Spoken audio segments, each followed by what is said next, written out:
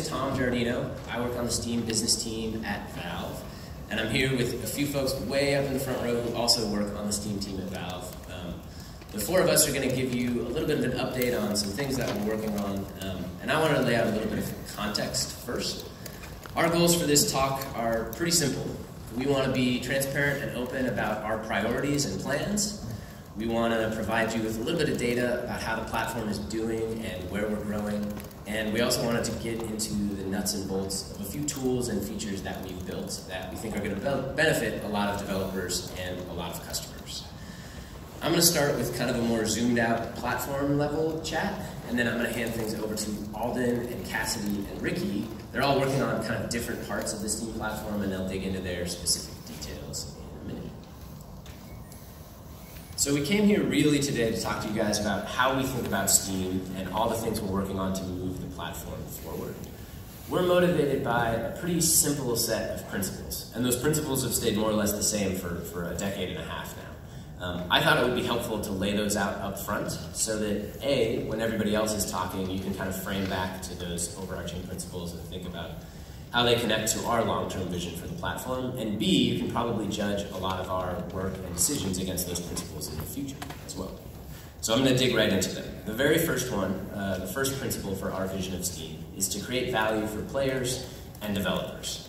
When a customer buys a game on Steam, we want them to be experiencing the absolute best version of that game, and we want them to be surrounded by the richest set of services and tools and features. And for you developers, we want you to have low-friction access to the most powerful tools on the planet, and we want to give you direct freedom and control to manage your game. The next principle for us is constantly reinvesting to grow the addressable market. This is deceptively simple. On one side, we always want to focus on making the existing mature markets bigger and more efficient when possible. We also want to introduce brand new markets that we think a lot of developers and publishers would struggle to reach on their own. And then finally, we want to invent brand new ways for all of you developers to make your players happy.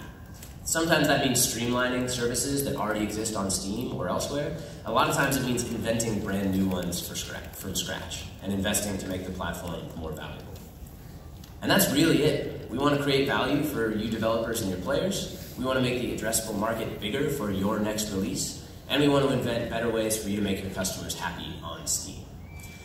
Those are all long-term principles. They've always kind of targeted at long-term growth, so we're not chasing anything super short-term. We don't have to think about the next month or the next quarter. We're thinking over the next 5 years, how do we keep reinvesting to make Steam even more valuable to you than it is now?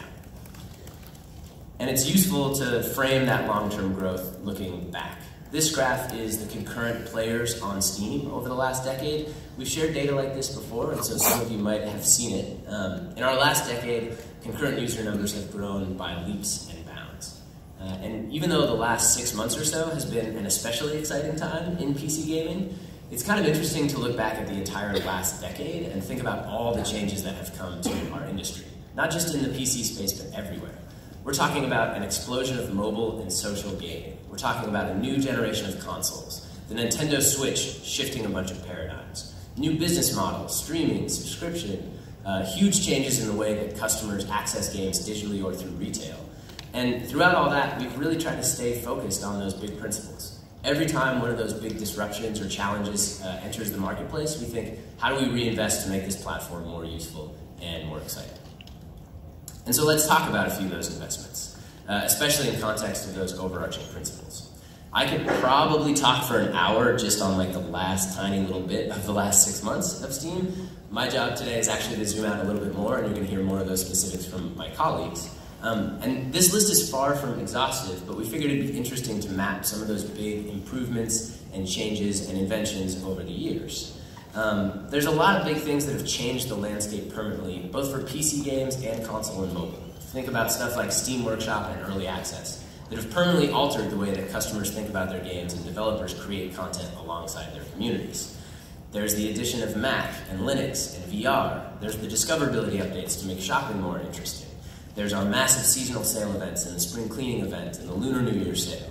There's a constant wave of new currencies and payment methods making your games more accessible. There's new languages coming every week. The list goes on and on. Every one of those dots, to us, represents one more stilt or or one more support underneath that overarching user growth.